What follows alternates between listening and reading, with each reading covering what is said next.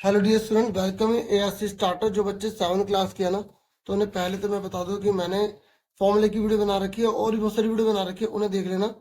इस वीडियो में मैं आपसे केस स्टडी को लेकर वीडियो आपको प्रोवाइड कर रहा हूँ। तो देखिए, ये पिछले साल का पेपर है, तो उसमें जो केस स्टडी आई है, तो बच्चे क्या करते हैं, इसको इग्नोर कर देते हैं, छोड़ देते हैं, जो कि काफ़ी स्कोरिंग है, काफ़ी ईजी है। तो हम सबसे पहले रिवर्स ऑर्डर में चलेंगे। तो देखिए, पहले 16 क्वेश्चन करते हैं हम। तो देखिए, 16 क्वेश्चन यहाँ पर आप देख रहे हैं, ये इंग्लिश में लिखा है, ये हिंदी में लिखा है। तो हिंदी इंग्लिश कोई मैटर नहीं करता, बस अंडरस्टैंडिंग जरूरी है। तो मैं आपको ध्यान समझाऊंगा, समझिए। क्योंकि यहाँ पे 3D शेप की बात कर रहे हैं। उर्वशी का बर्थडे है, ठीक है, और वो गिफ्ट पैक को खोल रही है, तो देख रही है कि गत्ते की शीट से बना हुआ है उसका जो गिफ्ट पैक है। ठीक है, देख लो, बॉक्स जो है वो कार्डबोर्ड शीट का बना हुआ है। अब जब हमने इसकी कहानी पढ़ ली, आप और भी पढ़ सकते हैं, मैंने मेन में बता दिया। तो अब निम्नलिखित प्रश्नों के आपको उत्तर देने हैं, ये देख लो। तो पहला क्वेश्चन है, वो कह रही है कि हमें ना नेट बना के दिखाओ क्यूब की शेप का। तो देखो, नेट का मतलब क्या है? नेट ऐसी शेप को नेट बोला जाता है, ऐसी शेप को नेट बोला जाता है, पर यहाँ पे क्यूब का बोला गया है। किसका नेट बनाना है हमें? घन का। तो कैसे बनाएंगे नेट?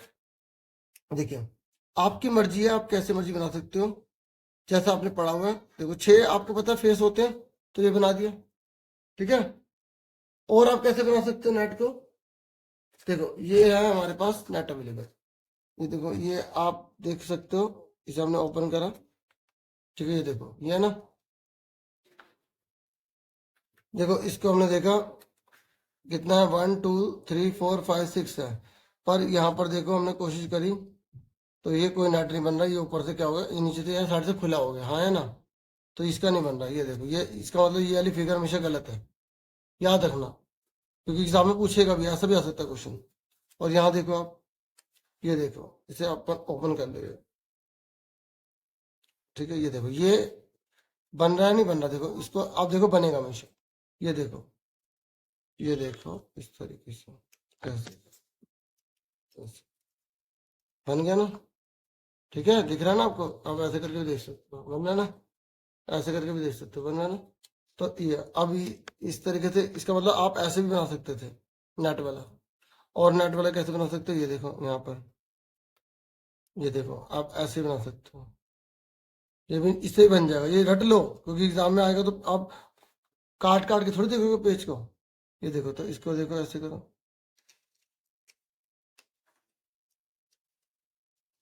ठीक है, बन गया ना? कहीं से भी देख लो, ऐसे ऐसे ऐसे, हाँ है ना? और ये वाला देख लो, ये देखो, ये बन गया ना ये?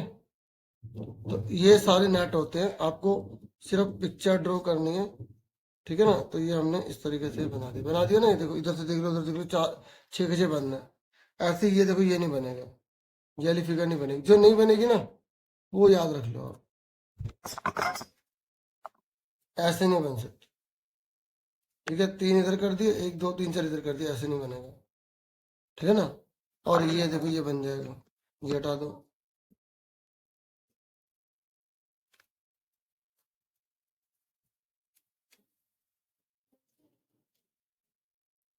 तो ये हम इसको भी आराम से बना सकते हैं, ठीक है। ये देखो, बन गया ना?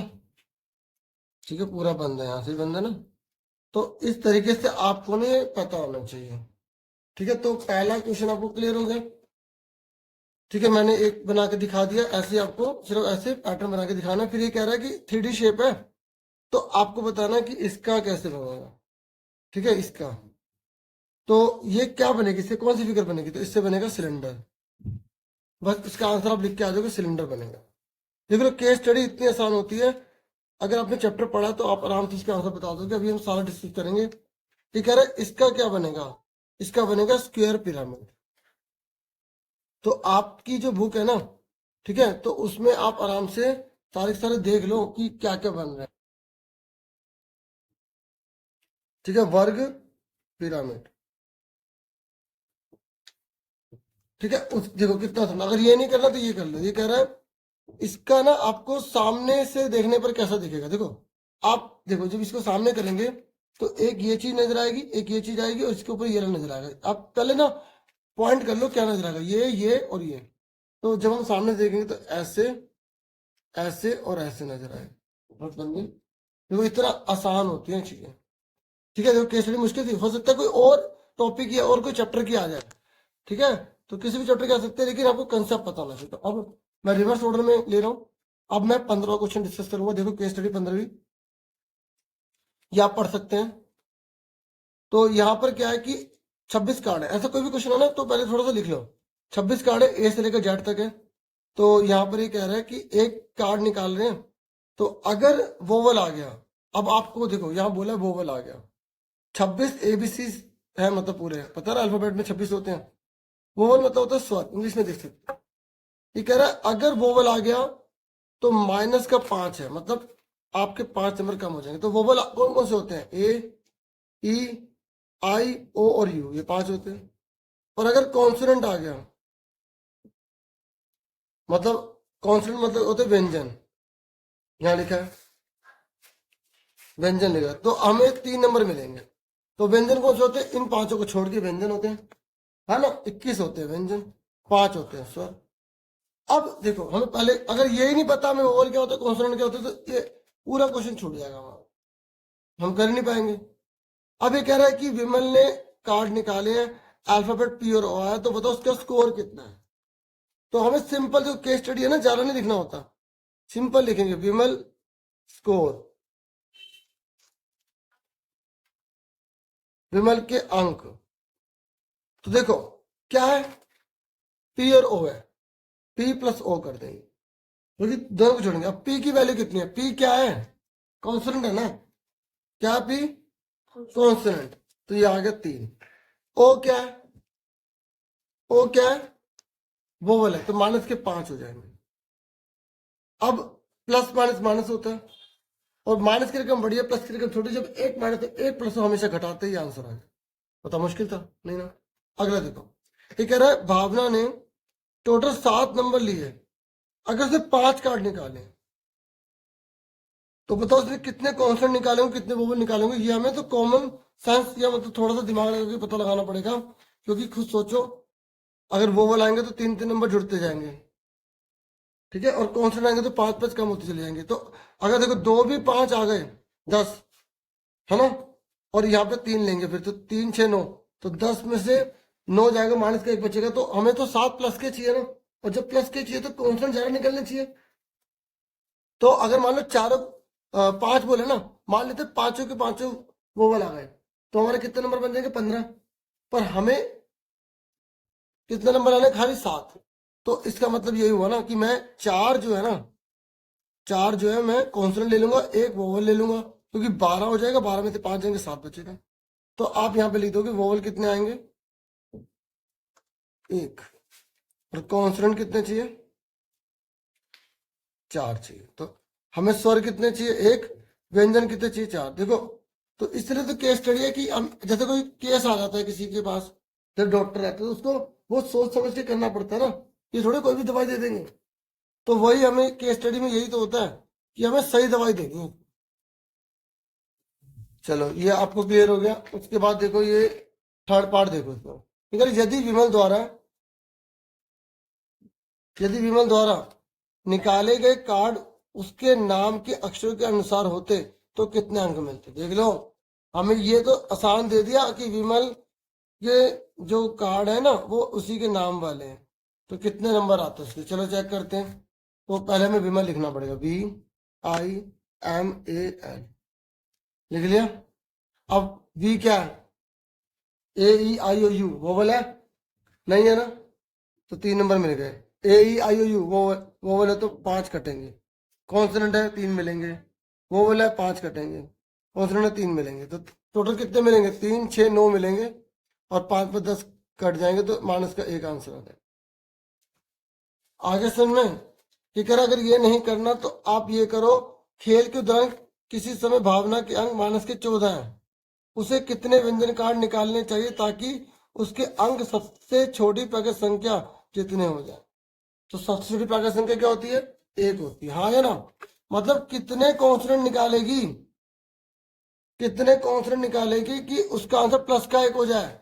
देखो माइनस के 14 है, तो हमें यहाँ पर क्या लाना है कि यहाँ प्लस का 1 आ जाए। यहाँ पे क्या रखें कि प्लस का 1 आ जाए, तो और आसान है। वही माइनस का 14 है, उसे 1 लाना है, तो यहाँ पे क्या आएगा 15 आएगा, तभी तो एक आएगा। और कॉन्सोनेंट जो है, कॉन्सोनेंट जो कॉन्सोनेंट है, जो कॉन्सोनेंट है मतलब व्यंजन है, उसमें 3 नंबर मिलते हैं, तो यानी कि कितने कॉन्सोनेंट लाएगी वो 5, तभी तो 3 पंजे 15 बनेगा। तो आंसर कितना आ गया इसका 5 कार्ड आ गया। कितना आ गया 5 कार्ड। तो आप लिख दोगे 5 कार्ड्स। ठीक है, केस स्टडी है, केस की तरह करना है इसको। अब आ जाते हैं इंपॉर्टेंट क्वेश्चन का जो केस है। देखो ये कह रहा है दीपक और दीपाली है, उन्होंने ये देखो बना रखे हैं ट्राइंगल, तो इसके बेस पर आपको इन प्रश्नों के उत्तर देने हैं। तो कह रहा है पहला ए में एक्स की वैल्यू निकालिए। अगर आपको फॉर्मूला पता है, देखो बहुत ही इजी दिया है, ये हमें ये निकालना है, ये 6 है 6 है। आपको पता है जब एक ट्राइंगल में 2 साइड बराबर होती है तो आमने सामने के एंगल क्या होते हैं, बराबर होते हैं। तो ये 65 है, क्यों? क्योंकि साइड बराबर होते हैं तो आमने सामने के एंगल बराबर होते हैं। Angle opposite equal, side side equal. ठीक है, तो ये 65 आ गया। अब बताओ एक लाइन का टोटल कितना होता है, 180 होता है। तो अब आपसे सिर्फ एक्स पूछा है, तो एक्स प्लस 65 बराबर 180 लिख देंगे। तो एक्स कितने का आ गया, 180 में से 65 घटा दिया, तो 10 में से 5 के 5, 7 में 6 गए 1, 115 डिग्री आंसर आ गया। क्लियर हो गया आपको? फिर उसके बाद नेक्स्ट बोला है कि बी में, मतलब बी क्वेश्चन, बी में फिगर में, इंग्लिश में भी देख लो, बात मैटर हुई है, ठीक है ना। तो ये कह रहा है राइट एंगल ट्राइंगल है बी, यानी कि 90 डिग्री है। ये 90 डिग्री दे दिया बच्चों, इसने बोला ये 6 है ये 8 है, तो ए से निकालना। और जब भी 90 डिग्री दे रखा होता है, जब भी 90 डिग्री दे रखा होता है तो हम कौन सा फॉर्मूला लगाते हैं? जब भी 90 डिग्री दे रखा होता है कौन सा लगाते हैं? पाथवेज प्रॉपर्टी लगाते हैं। ये 90 डिग्री दे रखा है, ये 6 ये 8 है, तो इसको बी बोला इसने, इसको ए बोला, इसको सी बोला। आपको सर आपने ऐसी फिगर बनाई ऐसी तरीके, तो कॉपी कैसे मोड़ लेता हूँ ऐसे, देखो मोड़ लिया, तो यहाँ सी लिखा है तो मैं यहाँ सी कर देता हूँ, यहाँ पे ए कर देता हूँ। तो हम फिगर जैसे मर्जी बना सकते हैं, इसको देख के नाम लिख लेंगे। लिख लिया, तो ये 90 का, और ए भी कितना 6, ए भी कितना 6, बीसी कितना 8, बीसी कितना 8, हमें ये निकालना है। तो ये कैसे निकलेगा, 90 के सामने वाले को अलग लिखते हैं, इसे क्या बोलते हैं, हाइपोटेनियस, इक्वल टू बेस का स्क्वायर प्लस परपेंडिकुलर का स्क्वायर। बेस कितना है 6, परपेंडिकुलर कितना 8, 6 का स्क्वायर कितना होता है 36, 8 का स्क्वायर कितना होता है 64, 36 में 36 जोड़े 100 आ गया।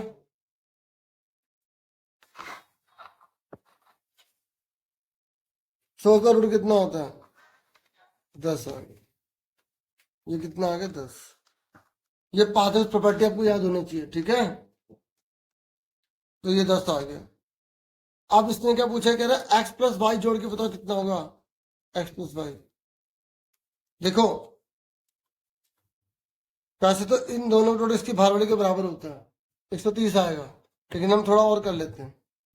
एक लाइन का टोटल कितना होता है 180 होता है, ठीक है। यहाँ देख लो, तो y plus 110 is equal to में 180 लिखा, तो y कितने का आ गया 180 माइनस के 110, y कितने का आ गया 70 डिग्री आ गया। आ गया, हाँ या ना, ये 70 आ गया।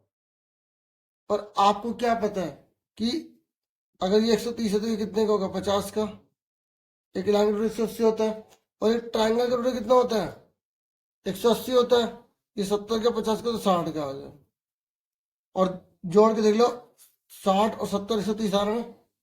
तो आपको इतना बड़ा नहीं करना था, आपको ये रूल पता होना चाहिए। देखो ये याद रखो इस चीज को, कि बाहर वाला जो होता है ना, बाहर वाला वो अंदर वाले दोनों के टोटल के बराबर होता है। जब हमसे टोटल ही पूछा है तो आपको ये समझ नहीं आ रहा, तो आप इसको क्वेश्चन पेपर में उल्टा कर लो ऐसे करके, ये देखो। तो बाहर वाला इसको छोड़ के बाहर वाला को, ये बाहर वाला इन दोनों के बराबर होगा, एक्सटीरियर एंगल प्रॉपर्टी जो होती है।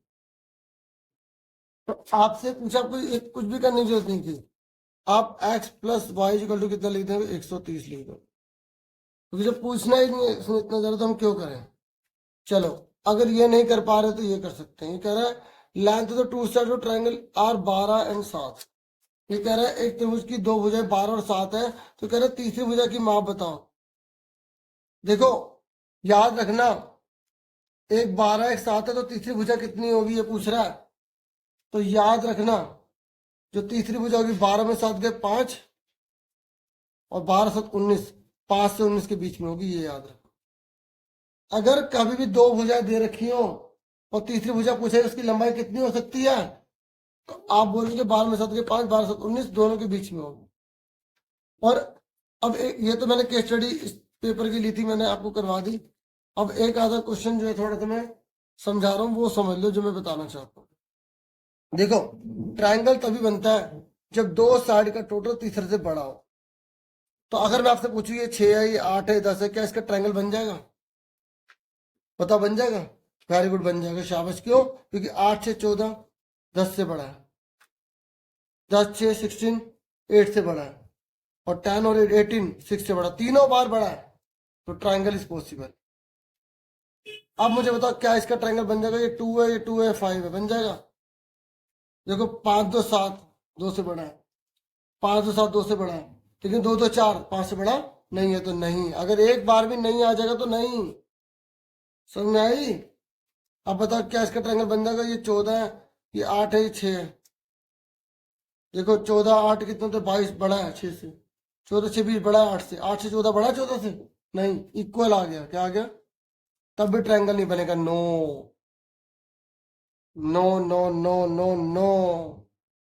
समझ में आ गई? तो देखो मैं आपसे इस वीडियो में केस स्टडी को लेकर आपके लिए वीडियो लेकर आया था। ठीक है, एक क्वेश्चन ऐसा करवा रहा था क्योंकि मुझे लगता है पुटिंग करने वाला क्वेश्चन आपके एग्जाम में दे सकता है। ठीक है, तो ये पुटिंग करने वाला क्वेश्चन मैं आपको करवाता हूँ। इंग्लिश मीडियम हिंदी मीडियम देख रहे हो? देखो यहाँ पर लिखा है 3 2x स्क्वायर माइनस 1 प्लस का 2y माइनस का 9 दे रखे। इसने बोला x की जगह 3 लिखना है और y की जगह आपको माइनस का 1 लिखना है। तो ऐसा पुटिंग वाला कोई भी क्वेश्चन दे दे तो आप छोड़ना मत, चाहे वो छोटा सा ही क्यों ना। ये बहुत बड़ा लिया मैंने। देखो 3 का 3 उतारेंगे, ब्रैकेट बड़ा लगाएंगे, 2 की जगह 2 लिखेंगे, x कितना है 3, तो इसको 2 बार लिख लेंगे। बताओ 2 बार क्यों लिख रहे हैं? पावर 2 लगी है, माइनस का 1 सेम उतार लिया। देख लो ध्यान से, मैं आपको खुद करके दिखा रहा हूँ। मैंने बड़ा ब्रैकेट लगा तो बड़ा लगा दिया। ठीक है, प्लस का प्लस लिखा, 2 का 2 लिखा, y कितना? माइनस का 1, माइनस का 9 आ गया। 3 लिखा, 3 दूनी 6 दूनी 3 3 9 दूनी 18 आ गया। 2 ते 6 6 ते 18,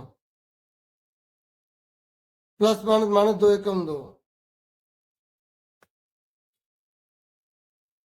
18 में से 1 के 17 आ गया, 9 2 11 हो गया, 17 ते 51 माइनस का 11, 51 में से 11 घटाओ कितने बचे? 40 आ गए। तो ये ऐसे करना। देखो प्लस माइनस माइनस का रूल, पहले मल्टीप्लाई करना है, उसके बाद एक घटाना है, फिर मल्टीप्लाई करना है, उसके बाद घटाना है। ये छोटी छोटी चीजों का ध्यान रखोगे तभी आप सवाल कर पाओगे, नहीं तो बड़ी दिक्कत हो जाएगी। एक बार दोबारा बता देता हूँ। x 3 है, y माइनस का 1 है, 3 का 3 उतारा, 2 का 2 उतारा, x के ऊपर 2 है तो इसको 2 बार लिख लिया, बाकी रकम सेम उतारी, y की जगह माइनस 1 रखना, 1 रख दिया। पुटिंग करना, पुटिंग पुटिंग का मतलब होता है 1 को हटा के दूसरी वैल्यू रख देना। ठीक है, 3 3 9 दिन 18 हो गया, ये सेम आ गया, 2 1 कम 2 हो गया, 9 आ गया। ठीक है, 18 में से 17 17 से 51 11, 51 में से 11 का 40 आ। आगे समय कैसे करा है? अब एक क्वेश्चन और देख लो, इसके और वाला ही है। ठीक है, ये और वाला क्वेश्चन है। देखो इसने बोला 3x square plus x minus का 2k इज 28। कह रहा है इस पूरे की वैल्यू 28 है, तो बराबर में 28 आ जाए। ठीक है, अब हमें क्या पुट करने के लिए बोला? x की जगह 1 रखने के लिए बोला गया। देखो यहां पर, देखो यहां पर कहीं भी इक्वल वाला नहीं था, ये इक्वल वाला क्वेश्चन है। ठीक है, तो देखो पुटिंग करने वाला एक मुझे लगता है जरूर देंगे, चाहे वो 1 नंबर में क्यों ना दे। ये दे रखा है 3 लिखा, x की जगह 1 लिख दिया, x की जगह 1 लिख दिया, k की जगह नहीं लिख सकते क्योंकि x की वैल्यू 1 है, बाकी सारा सेम उतार दे। समझ में आया क्या करा मैंने? अब आपको कि सर आपने वहां पर तो पावर 2 थी 2 बार लिख लिया, यहाँ पे तो आपने अभी लिखा नहीं। तो यही है ना कि देखो यहाँ तो मैंने डायरेक्ट कर दिया था, यहाँ पे मैंने लिख के दिखा दिया। आप इसकी जगह यहां से भी स्टार्ट कर सकते हो कि एक्स के ऊपर 2 लिखा है तो इसको 2 बार लिख दो। आप ऐसे भी कर सकते हो, नहीं तो पहले पुटिंग करके दिखा दो, मर्जी। प्लस का 1 हो गया, 2k का 2k आ गया, 28 का 28 आ गया। अब 3 होता है, प्लस का 1 हो गया, माइनस का 2k हो गया, इक्वल टू में 28 हो गया। ठीक है, अब 3 और 1 कितना हो गया, 4 हो गया, क्योंकि प्लस प्लस जुड़ जाते हैं। अब यहाँ पे बच्चों की गलती होती है, बच्चे 4 में से 2 घटा लेते हैं। अरे ये वेरिएबल की तरह काम कर रहा है, इसमें से घटा नहीं सकते। कांस्टेंट को एक तरफ रख लो, 28 प्लस का 4 माइनस का हो गया। फिर बच्चे को आता है कि सर इस 2 को भी ले जाए, अरे ये वेरिएबल के साथ, अब इसको वेरिएबल के साथ ही रहने दो। तो इसी क्वेश्चन को 3-4 बार प्रैक्टिस करो, फिर मैच करो क्या गलती हो रही है। 28 में 4 का 24। अब यहाँ पे क्वेश्चन है तो मल्टीप्लाई माना जाता है, ये इधर जाके डिवाइड हो जाएगा, यही चीज तो याद रखनी है। ये मल्टीप्लाई डिवाइड हो गया, अब इसे काटो, कितना आएगा, माइनस का 12। 2 1 कम 2, 2 3 4, माइनस ऊपर पहुंचा देंगे, नीचे नहीं लिखते। ठीक है, तो k माइनस का 12 आएगा, इसलिए मुझे लगा ऐसा सवाल समझाना चाहिए। ठीक है, एक क्वेश्चन और बता देता हूँ। देखो यहाँ पर इसने बोला है कि आपको एरिया ऑफ पैरेललोग्राम निकालना है PQRS, और ट्राइंगल का निकालना है PQR। ये फिगर दे रखी है हमें। तो देखो हमसे बोला गया PQRS, तो बहुत ही आसान ऐसा क्वेश्चन MCQ में दे सकता है। तो एरिया PQRS बोला है, तो कौन सी फिगर है, पैरेललोग्राम। तो फॉर्मूला क्या होता है, बेस इनटू हाइट। क्या होता है, आधार गुणा में ऊंचाई। तो यहाँ पर इस क्वेश्चन को देने का मतलब पता है क्या था, बताना कि बच्चों एक पॉइंट से एक लाइन पर 1 की 90 बनता है। मतलब ये भले ही भार बन रहा है, लेकिन ये जो 90 इस पूरे का माना जाएगा, समझे हो। तो अब बेस कितना है बताओ, ये लेंगे ये पूरा लेंगे, सिर्फ इतना लेंगे 8। याद रखना, हाइट कौन सी लेंगे, इसकी हाइट कौन सी मानी जाएगी, यही मानी जाएगी 6। तो यहाँ पर ये बच्चों को कंफ्यूजन होती है, और बच्चे कर तो देते हैं लेकिन उन्हें श्योरिटी नहीं होती। ये आ गया, अब श्योरिटी हो गई। अब एरिया ऑफ ट्राइंगल निकालते हैं। ट्राइंगल कौन सा बोला है, PQR। PQR, तो बताओ बेस कौन सा लेंगे। बेस देखो ये 8 है, तो ये भी 8 होगा, बेस वही 8 लेंगे, बेस वही 8 लेंगे। ठीक है, हाइट कौन सी लेंगे, ये वाली 6। बस ट्राइंगल है तो बट्टे में 2 लग जाएगा, पता है क्यों। ठीक है, इसको आधा कर देते हैं, तो 2 3 जा 6, 8 से 24 सेंटीमीटर स्क्वायर आ गया। मैंने यहाँ पे फॉर्मूला लेकर सीधा कर दिया। मैं आपको बता दूं ट्राइंगल का फॉर्मूला क्या था, 1/2 बेस इंटू हाइट। 1/2 आधार गुणा में ऊंचाई होता है।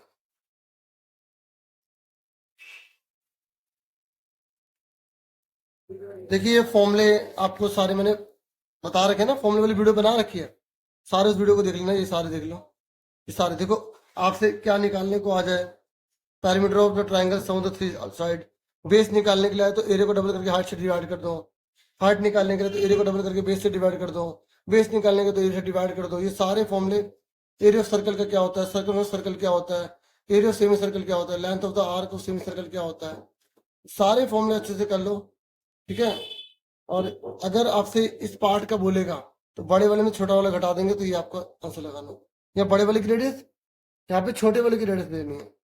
ठीक है, अभी हिंदी में दे रहे ना, 1 मिनट जरा पहले इंग्लिश में दिखा दो ना। ठीक है, चलो देख लो। ठीक है, बाकी हिंदी इंग्लिश में जो दो ना ये। ठीक है, वृत्त का परिमाप, परिमाप का मतलब होता है बाउंड्री, ये बाउंड्री को बोलते हैं। ठीक है, अगर एग्जाम में क्वेश्चन आ जाए कि एक टेबल पर हमने कपड़ा बिछाना है, तो क्या निकालेंगे, एरिया निकालेंगे। और अगर टेबल के किनारे पर कुछ लगाना है, तो वहां पेरीमीटर सर्कल का लगाएंगे, या सरकमफ्रेंस बोलते हैं। देखो पेरीमीटर सेमी सर्कल का ये होता है, ठीक है, ये याद रखना। और सरकमफ्रेंस ऑफ सर्कल ये होता है। और अगर यहाँ पे पेरीमीटर सेमी सर्कल की जगह खाली ये बोले इसका लेंथ ऑफ इसकी निकालो, ये चीज, तो खाली इसका फॉर्मूला होता है पाई आर। पर हमसे पेरीमीटर ही बोलेगा सेमी सर्कल का, तो ये इसको जोड़ देंगे, 2 बार रेडियस जोड़ देंगे, इसलिए फॉर्मूला ये बनता है पाई आर प्लस 2r। तो ये एग्जाम में काफी बार पूछा गया है। ठीक है, पिछली बार नहीं पूछा गया तो इस बार हो सकता है आपसे पूछ ले। ठीक है, तो ये हो गया सारा, ये सारे फॉर्मूले हो गए। तो आपसे फिर मिलेंगे नेक्स्ट वीडियो में। अपना पूरा पूरा ध्यान रखें। Thank you for watching and listening carefully. ये तो बड़ी class. Take care dear students.